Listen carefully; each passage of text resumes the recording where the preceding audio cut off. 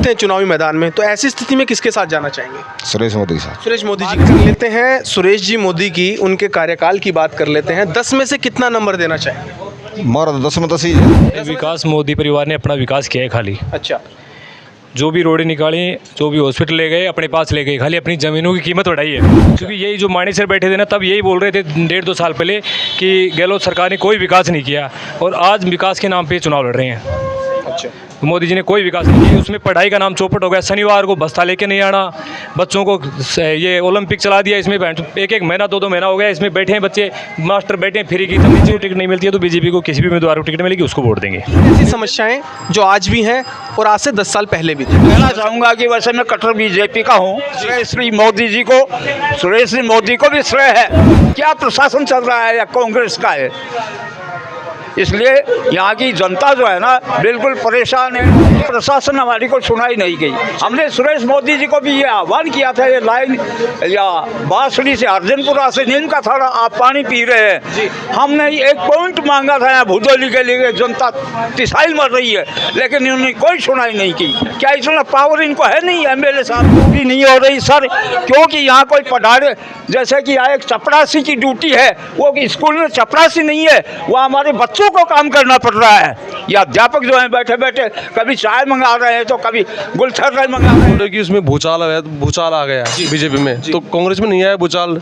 कांग्रेस में तो नहीं, केंद्र के नेता अगर यहाँ पे आ रहे हैं तो ये एक बड़ी बात है, छोटी बात उससे क्या फर्क है? वो तो बीजेपी का प्रचार है तो बताएंगे। ये सैंक्शन हुई, लेकिन ये आता टंकी का हमारा तो वो ढक्कन भी लगा नहीं। 4 साल से सड़वा हम पानी पी रहे हैं, उसकी लगातार हमने मांग उठाई है, तो हम तो क्या जाने की विकास हुआ है। यहाँ के विधायक ने किया क्या है? पूरे नीम का थाना क्षेत्र के पहाड़ खोद दिए, चारों तरफ खाने लगा दिए, उनके ट्रक चल रहे हैं पूरे के पूरे।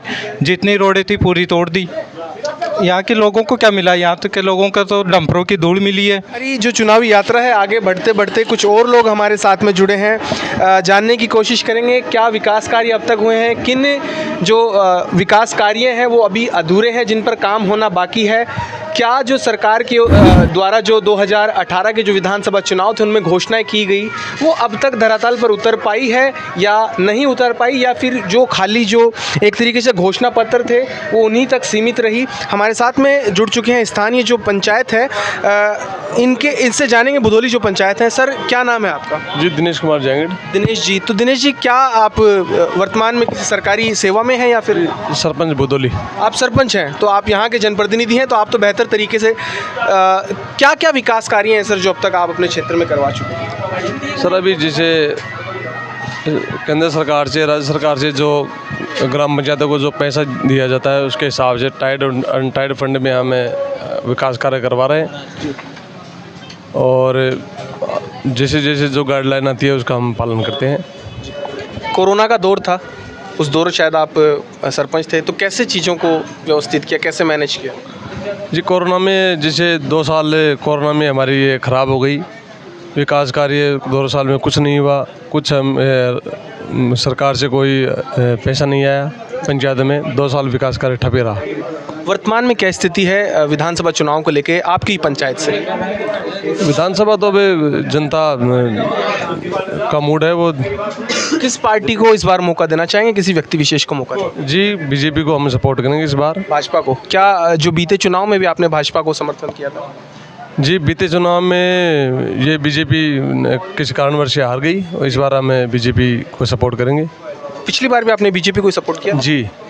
इस बार बीजेपी के रूप में एक सही उम्मीदवार, किस उम्मीदवार को देखते हैं आप? मतलब कौन उपयुक्त और सर्वोत्तम उम्मीदवार है? सर्वोत्तम उम्मीदवार है जो बीजेपी जो टिकट देगी हमें। बात करें बीजेपी में, इस बार काफ़ी जो उम्मीदवार हैं अपनी उम्मीदवारी जता रहे हैं, दावेदारी कर रहे हैं कि जो चुनाव है वर्तमान में यहाँ से एक वरिष्ठ भाजपा जो नेता हैं रघुवीर सिंह तंवर भुदोली हैं, वो भी इस बार जो यहाँ से टिकट मांग रहे हैं। बड़े प्रोग्राम भी करवाए उन्होंने। हाल ही में जनरल वीके सिंह भी उनके कार्यक्रम में आए थे, तो जैसे ही जनरल वीके सिंह आए तो एक सियासी भूचाल आ गया भाजपा में। नहीं सियासी भूचाल किस बात का? कि भाई नहीं, बीजेपी से तो है, तो लेकिन बीजेपी से 4 दावेदार हैं। आप बखूबी भाजपा के आप कार्यकर्ता हैं तो आप जानते हैं। ऐसे तो कांग्रेस से भी 9 कार्यकर्ता नहीं, कांग्रेस के ऐसे तो कांग्रेस से भी 9 लोगों ने चुनाव के लिए फॉर्म भरा, तो उनसे तो आप नहीं पूछते हो कि भूचाल? बिल्कुल हमने पूछा, उनसे भी पूछा, सबसे पूछ रहे हैं हम तो आपसे आपकी राय जानना चाह रहे हैं। औरों से हमने, आप ये बोल रहे हो कि उसमें भूचाल है, भूचाल आ गया बीजेपी में, तो कांग्रेस में नहीं आया भूचाल? कांग्रेस में तो नहीं, केंद्र के नेता अगर यहाँ पे आ रहे हैं तो ये एक बड़ी बात है, छोटी बात उससे क्या फर्क है? वो तो बीजेपी का प्रचार है तो बताएंगे। नहीं। लोगों ने कयास भी लगाया कि इस बार रघुवीर सिंह तंवर को ही मौका मिलेगा। वो तो अगर बीजेपी टिकट देगी तो मौका मिलेगा। मतलब कुल मिला के बात यह है कि आप भाजपा की ओर जाएंगे, हाँ, बिल्कुल। चाहे टिकट किसी को भी मिले। उम्मीदवार भी आप कहते हैं कि जो भाजपा जो आला कमान है जिसको चुनेगी उसी को आप, चाहे वो कविता सामोता हो चाहे विष्णु चेतानी हो। हमें तो फूल का निशान चाहिए। फूल का निशान चाहिए। पंचायत की बात कर ली, पंचायत में भी आपने बता दिया क्या कार्य हुए, क्या जो कोरोना के कारण कुछ मंशा रह गई आपको कुछ विकास को लेके अधूरी है। आपने विधानसभा की भी बात की। विधानसभा में जो स्थानीय जो विधायक हैं यहाँ के, जिला की एक सौगात दी, तो क्या उनका श्रेय उनको देंगे या फिर किसको देंगे? जी, जिले के लिए तो 1952 से प्रयासरत थे यहाँ पे श्री साईं जी। उसके बाद में भी ये उन्होंने तो सभी के प्रयास से जिला बनाए। जी जी, तो जिले की श्रेय उनको ही देंगे, मतलब जो जनता को देना चाहेंगे आप, और जो तमाम जो इस जिले की मुहिम में जो अब तक शामिल हुए थे उन सभी को देंगे। प्रदेश की राजनीति की बात कर लेते हैं। जन कल्याणकारी योजनाएं कांग्रेस के दौर में भी आई, भाजपा के दौर में भी आई, तो क्या लगता है कि इस बार ये जो योजनाएं हैं गहलोत सरकार लेके आई है, क्या इनको फ़ायदा मिलेगा?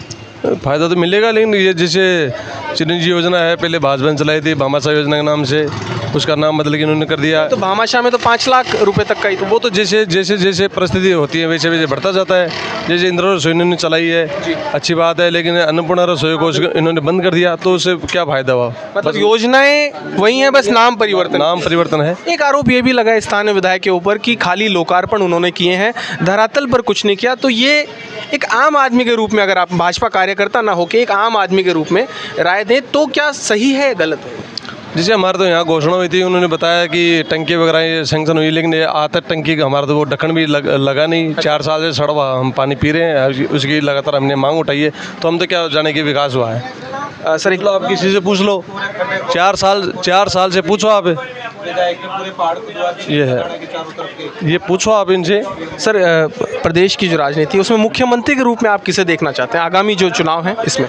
कोई एक ऐसा चेहरा, जब हम बीजेपी का सपोर्ट करें तो बीजेपी। सर, बीजेपी में भी तमाम चेहरे हैं ना, बीजेपी का दे वो तो वसुंधरा जी हैं, और उनके अलावा काफी कमान हाई कमान तय करेगा, हम तो उसके बारे में क्या बोल रहे हैं। सर, फिर भी कोई एक चेहरा, जैसे आप एक पूछें कोई एक चेहरा आप हम तो जैसे वसुंधरा जी का करेंगे सर, बिल्कुल। चलिए, बहुत बहुत धन्यवाद। ये थे हमारे साथ में स्थानीय जो सरपंच हैं, इन्होंने बताया अपने कार्यकाल में जो कोरोना थे उसके कारण कुछ विकास कार्य नहीं करवा पाए, उनकी ने मंशा रही, और इन्होंने बताया कि कुछ ऐसी योजनाएं हैं जो विधानसभा में जो विधायक हैं उनके द्वारा पूरी नहीं करवाई गई, और जिले का श्रेय भी विधायक को ना देके इन्होंने तमाम जो इस जिले बनाओ संघर्ष समिति जो इस मुहिम से जुड़े उन लोगों को इन्होंने श्रेय दिया। एक और हमारे साथ में यहाँ से स्थानीय, इनसे भी एक बार जान लेते हैं।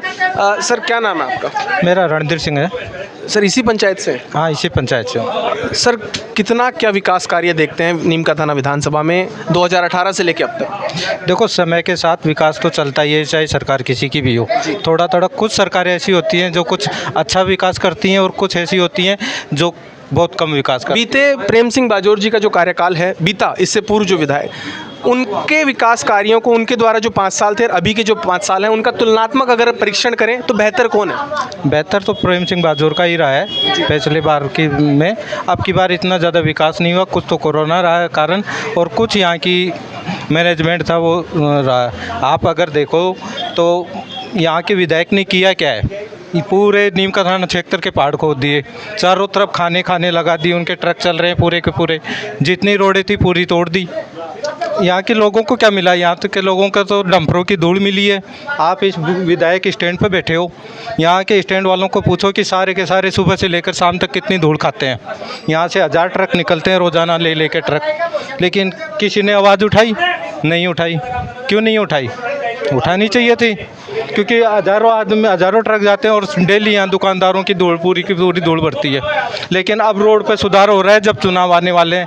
5 साल तक ये पूरी रोड टूट गई, उन्होंने डंपरों ने पूरी रोड तोड़ दी, लेकिन तब तक कोई नहीं किया, किसी ने कुछ नहीं किया। अब चुनाव आ गए सिर पे तो अब रोड को बना रहे हैं। स्थानीय विधायक हैं सुरेश मोदी जी, उन्होंने दावे किए कि मैंने क्षेत्र को बहुत कुछ दिया है। एक दावा है उनका कि मैंने ज़िले की सौगात दी है, उनका मानना है, बाकी आपकी व्यक्तिगत राय अलग अलग हो सकती हैं। दूसरा उन्होंने कहा है कि जिला अस्पताल जो अस्पताल है वर्तमान में जो, उसको क्रमोन्नत करके जिला अस्पताल में किया और उसकी जो बिल्डिंग का जो कार्य है वो भी शुरू हो चुका है। तीसरा एक बड़ा दावा करते हैं कि मैंने खेल स्टेडियम है वो दिया जिसका कार्य भी पूर्ण हो चुका है। चौथा एक दावा करते हैं कि मैंने जो मदर जो चाइल्ड हॉस्पिटल है, मैटरनिटी हॉस्पिटल है वो भी है, उसकी जो बिल्डिंग है वो अंतिम जो उसको स्वरूप दिया जा रहा है जो पूरा हो चुका है। तो वो तो कह रहे हैं कि विकास लगातार मैं कर रहा हूँ। देखो, विकास तो करना ही पड़ेगा। आप वोट मांगने किसके बेस पे जाओगे? अगर आप कुछ काम ही नहीं करोगे तो लोग जूते मारेंगे ना यहाँ पे लोग। तो आपको विकास तो कुछ तो करना ही पड़ेगा, दिखाना तो पड़ेगा। अब विकास आप नहीं करोगे तो कोई दूसरा करेगा। अगर आप सरपंच जी से पहले बात किए तो सरपंच जी ने भी तो कुछ काम किया ना यहाँ पे। इससे पहले ऐसा नहीं था कि इनसे पहले काम ही नहीं हुआ था। काम तो लगातार एक प्रक्रिया है जो कोई ना कोई तो करेगा। आज जैसे जिला बना है तो जिला के हिसाब से जो सुविधाएं मिलनी चाहिए वो अभी तक मिल नहीं रही।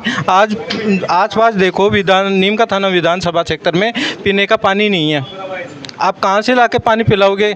आप मोबाइल तो फ्री में बांट रहे हो लोगों, लेकिन लोगों के पास सारी की सारी फसलें जल गई हैं। अगर उनके पास नहर की सुविधा होती या कहीं पानी की सुविधा होती तो आज वो रोते नहीं।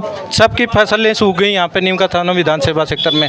लेकिन नहीं, आपने 5,000 अरब रुपए के मोबाइल बांट दिए। उतने में आप पूरे राजस्थान में नहर का जाल बिछा सकते थे और पूरे किसानों को आप फसल का फ़ायदा दे सकते थे। आपका ये आरोप है कि जो बजट है उसका सही इस्तेमाल नहीं किया गया। जो एक राशि है जो सरकार को जिन कामों में लगानी चाहिए थी उन कामों में ना लगा के वो जन प्रचार प्रसार में लगा रही हो। वो जो बजट, हाँ, बजट का चलिए, मेरे हिसाब से होता है कि बजट का उपयोग जनता के लिए किया जाना चाहिए, मुफ्त की सुविधाओं के लिए नहीं। आज आप किसी को मोबाइल दे रहे हो लेकिन कल उसी मोबाइल का उपयोग क्या है, 3 महीने बाद में वो टूट जाएगा, फिर क्या करेंगे? लेकिन आप अगर नहर बिछा देते या पानी होते तो कम से कम यहाँ के लोग आज अपने खेतों में पानी तो दे सकते थे, अपनी फसल लगाकर अपना खुद का मोबाइल लेते। लेकिन आप मोबाइल एक बार बांट दोगे, फिर दोबारा क्या करोगे? चलिए सर, बिल्कुल आपने जो बात बताई, बिल्कुल हम जनप्रतिनिधियों से इस बारे में भी हम सवाल करेंगे। सर, एक छोटा सा सवाल है, जो इनका जो कार्यकाल है, बीता जो कार्यकाल है, आपने कहा कि कोरोना बाधा बना है विकास कार्यों को लेके, तो इनके कार्यकाल में भी बाधा बना होगा। कितना नंबर देना चाहेंगे? 10 में से कोई एक अंक देना चाहें तो आप, वर्तमान जो विधायक है उनको। अगर वर्तमान विधायक देंगे उनके काम और स्वरूप के आधार पर उनको हम 5 नंबर देना पड़ेगा। 10 में से 5 नंबर देना चाहेंगे। तो बहुत बहुत धन्यवाद सर, आपने अपना कीमती समय हमें दिया। तो ये थे बुदौली की जो जनता थी, बुदौली के जो तमाम उम्र वर्ग के लोग हैं, उनसे हमने उनके विचार जाने। क्या विकास कार्य हुए, क्या विकास कार्य अधूरे हैं, पंचायत ने कितना डेवलपमेंट किया, विधानसभा में कितना कार्य हुआ और प्रदेश को लेके, प्रदेश सरकार को लेकर भी उनकी राय जानी।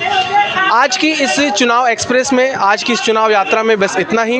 हम मिलेंगे कल एक दूसरी पंचायत में, जहां जानेंगे लोगों से जनहित से जुड़े मुद्दों के बारे में, क्या विकास कार्य हुए, किन विकास कार्यों की आस अभी बरकरार है। हम कोशिश करते हैं नीम का थाना विधानसभा की हर उस आखिरी पंचायत तक पहुंचने की, हर उस आखिरी पंचायत के अंतिम छोर पर बैठे उस व्यक्ति की आवाज़ को सरकार तक पहुँचाने का हम प्रयास करते हैं। मैं आशीष, सहयोगी राजकुमार के साथ AC न्यूज़ बुदौली। कैसा लगा ये वीडियो हमें कमेंट सेक्शन में ज़रूर बताएं, और अगर ये वीडियो पसंद आया हो तो इसे लाइक और शेयर भी करें, और हमारे चैनल को सब्सक्राइब करना ना भूलें, और इसके नोटिफिकेशन पाने के लिए बेल आइकन को ज़रूर दबाएं।